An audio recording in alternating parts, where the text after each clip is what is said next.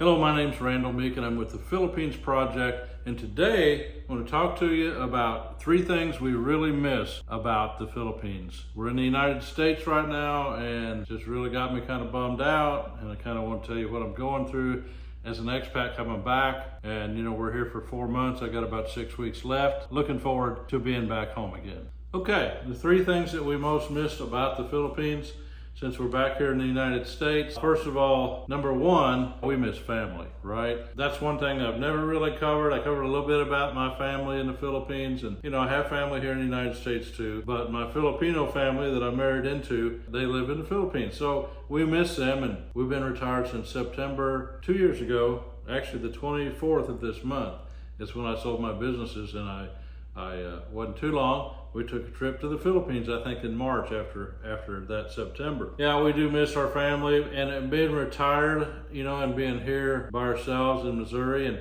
we get to see the grandkids, and that's fantastic. And we're in the Philippines, we really miss them too. That's kind of a dynamic in my life that I didn't expect. They talk about unintended consequences. You do miss your family when we live in 2 countries, we just do. And we try to take care of the people that we love the best we can. So, and having close family, and I'm talking specifically about the Philippines now, that's one thing I miss is the family.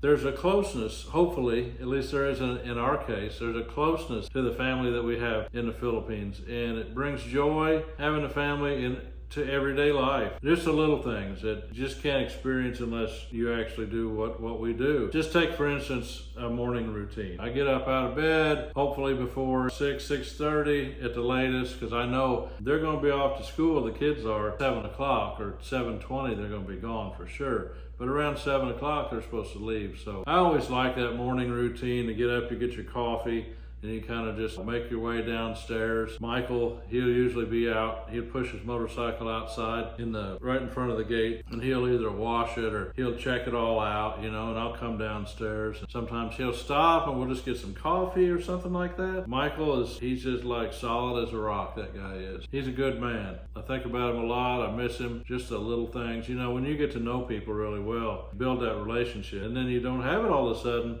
it's kind of hard. And that's, sometimes, you get down about that kind of stuff. I like the mornings. They've got a little table down there. Kids come out. Sometimes they'll come out, and they'll be, maybe just have their shorts or pants on for school. They won't have a shirt on. Or, they're just in the middle of getting ready, and mom sticks her head out the door. Hey, you get back in here and quit playing. It's just the chaos and the hustle and bustle of Filipino life in the morning. That's just a joy to watch for me, is that whole process. And after we kind of break up, I'll go upstairs, put my coffee and stuff up, and it's not long. Usually I'll be back upstairs by this time, but you can hear the kids out front, and I'll rush to the little balcony that I've got, because I like to wave at them as they go off, and they'll come up, and they'll put their book bag up on the handlebar, and Michael will be sitting there on a bike, and then one of them will get on, and the other, Michael takes the 2 girls. They're a little bit older, but they always try to catch them too, but they're quick. They get out. The little kids, they'll climb out one at a time. They'll jump up on the bike, and Arvin, their dad, will be up there, and it's just fun to watch them. Sometimes you can tell they've been angry, they've been fighting a little bit in the morning, to get ready. Who didn't do that as a kid? Somebody probably pulled somebody's hair or something, But those are the kind of things that it's just hard to replace. And I think about those stuff when I'm back here, what I miss. Of course, right now they're out of school, so that stuff's not going on. They're just kind of around the house all day and playing. That's number 1. Number 2, this is a big one for me, and I'm trying to give you what keeps me motivated, what keeps me loving the Philippines, what keeps me wanting to go back and stay there. Number 2 is getting out with the Filipino people. Okay, I don't know if it's the greatest title in the world. There's times there when you kind of get bored. You might get a little lonely because nobody speaks the language. I did a video on loneliness in the Philippines. I'm going to put that video right here. If you want to watch it, just go up there and hit that link. There'd be they call it a card, and go up there, hit the info on it. The video will come down, you can click on it and watch it. But watch this one to the end, okay? Because I want you to know, all the points of why we miss the Philippines. Being an expat is fun for me. Getting out with the Filipino people, and I'm basically talking about either taking a walk and going out. That's nice. That's really nice because everybody you greet, and you see will greet you. And most of the time they're going to have a smile on their face. And you say, well, that's no big deal. I've seen people smile before. Yeah, I know, I have too. But when you're there for a while as an expat, and if you reach out and if you're a warm person to other people, and I cannot stress that enough, you must be, I always put myself in a situation, I'm going to be friendly with people no matter what. If they don't look up, if they just kind of look down and look away, you know what I do? Always, I still smile. And I'll say, good morning. And a lot of times, I'd say 50% of the time, the grumpier individual, they'll just brush past you. They kind of cock their head, go, morning. That's real quick. They're probably thinking about something. They got a big day ahead or whatever. I don't know. What a lot of people, I know people say, I know they smile a lot in the Philippines. What's the big deal? Well, it becomes very apparent kind of how it affects your life when you're walking through Walmart here, you're walking through Sam's Club, maybe a mall, maybe just go out to eat, and you realize you don't get that same vibe here in America. You just don't. And they're not bad people, I'm not saying that, but there's something special about the fact that even if they don't feel like it, the Filipinos are pretty much they're gonna smile at you for the most part. And I used to think, God, they're the happiest people in the world. And they may be, they're warm and friendly, I'll give them that. But I know a lot of times they smile, and my wife's this way, she'll smile, but sometimes that's not always how she feels inside. But it creates an atmosphere where, there's more positivity and most importantly, less negativity that can happen. So, that's one of my favorite things. Just getting out, it may be paying bills, simple errands, riding on a motorcycle. That's just like an automatic. Finally, get on my motorcycle and get out and mix among the people. And when I come back, I always feel bad. Now, you remember back, I had a motorcycle wreck. I'm gonna put a video up here. It tells about my motorcycle accident. So I was there, that happened, I can't remember, this is September. So it happened earlier this year, and I busted my knee up. I didn't break anything, but I had really bad bruising up on my arms, and I take blood thinners, so bruising and blood thinners don't go great together. So there was a period of time that I physically couldn't get on my bike. I mean, I wouldn't trust my left leg to hold me up. I wouldn't trust that leg to be shifting gears and stuff. And so that kept me at home most of the time. I mean, for like 3 to 4 weeks, I didn't get on the motorcycle. To be honest, I was a little bit intimidated about getting back on, as you could well imagine. But one day, and it kind of got to me, because if I wanted to go somewhere, I had to walk out, I had to get a C-Cod, I had to go get a taxi, and then I had to go somewhere to get a bus, whatever. There's just something about being able to jump on the bike and just take off, and you don't even know where you're going sometimes, and just kind of let it happen. But anyway, that one day, I said, I'm going. I'm not 100%, but I'm going to get back on that motorcycle. And boy, when I took that cover off, put that away, and get my helmet and everything, and get ready to sit on that seat, well, it really runs through your head. Am I really doing this? Because what if I just lose focus and go down again? What if I get in another motorcycle accident? But anyway, I got over that. I went on to the mall, at Robinson's Mall, where I love to go, and walked around, and I did a couple of little errands. I went to the one across the street, and I just said, look, I'm just gonna take it slow and easy, and just kind of ease into that Filipino lifestyle. That Filipino speed is slow for the most part. They do some things fast. I just did that, and as I was coming back home, you just get to observe everything. Just take it easy, make sure you got plenty of space between everybody, on your motorcycle as you're going. Just cruise back towards home, and make some laps around through the town, and just get home. And that was such a big pick-me-up. I think it helps me a little bit here to get out and run errands. I'm not a homebody. I can't stay here for 10 days straight. But in the Philippines, it's like medicine to me. It just is something that I can't, there's no way to explain it unless you've been there. Especially once you build those relationships and you know people when you go out and you see the same people and they smile at you, they wave. It's just like one more little tiny story. I was walking home one day from the market or somewhere like that. I walked by this C-Cod. It's early in the morning and kids are going to school, and there was 2 little girls and a little boy in the C-Cod, which is a tricycle. It's like, well, it's a bicycle with a sidecar.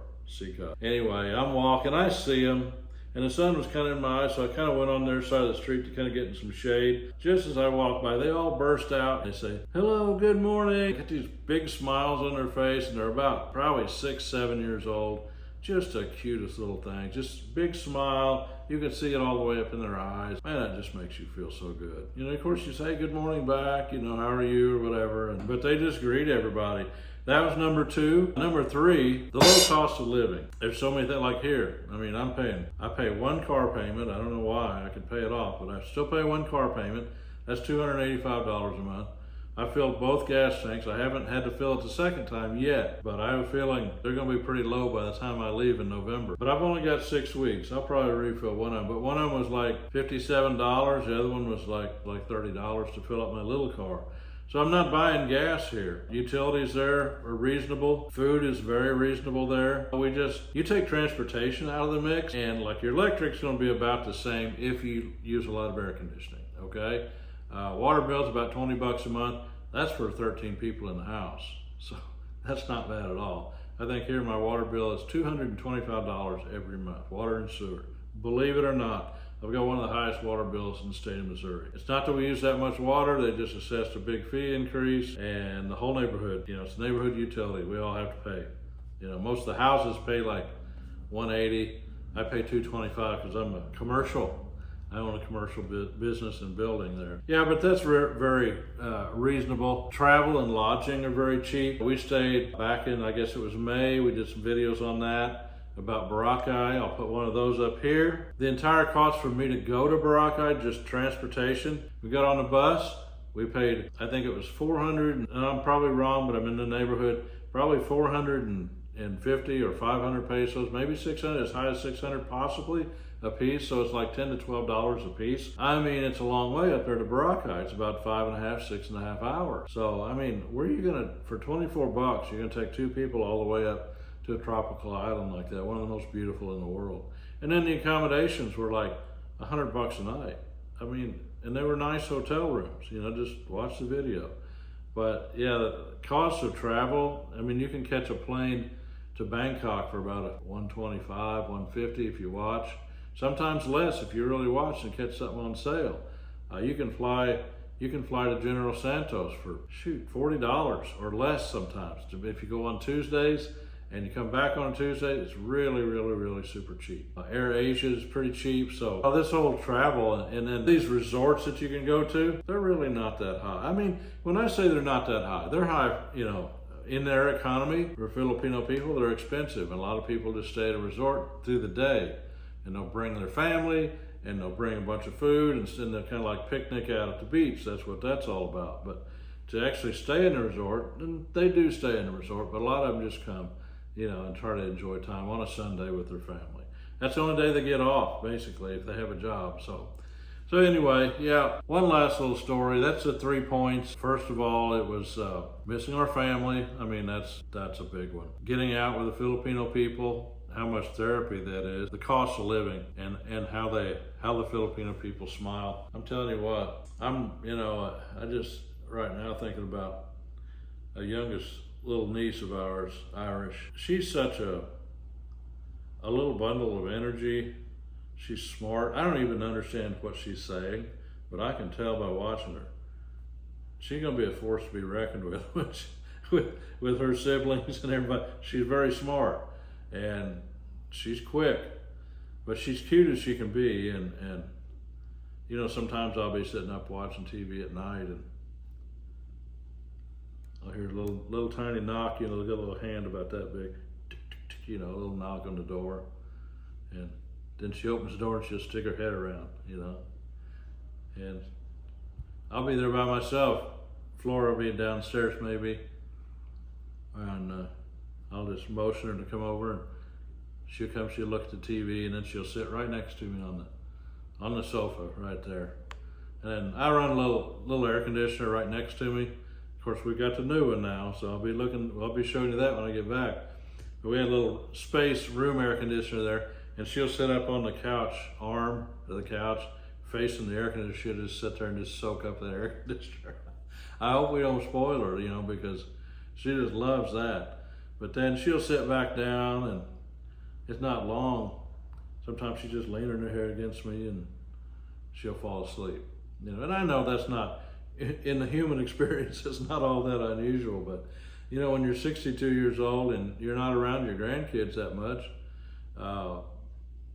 and you're not used to being around little kids like that, you experience that closeness that you had with your kids when you were small. And I'm telling you what, that little girl and her brothers, you know, just had so many good times with them, and then their dads and their mom, and I don't know why I just keep carrying on about them, but I really miss them, and I can't wait to get back. I'm having a good time. We visited with our grandkids here, 2 of them so far, and 1 daughter. One lives in San Francisco. She's gonna come out, and she's going to Ohio, so she's gonna stop here. And I think we're gonna take a trip out and see her.